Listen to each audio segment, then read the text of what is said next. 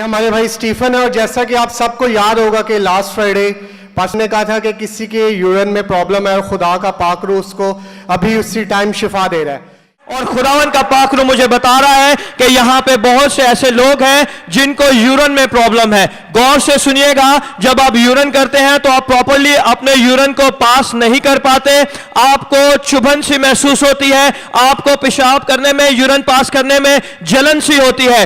आए चंद लम्हा के लिए हम छोटी सी दुआ करेंगे और खुदावन आपको छू के शिफा देगा। आए मेरे साथ मिलकर छोटी सी दुआ करें।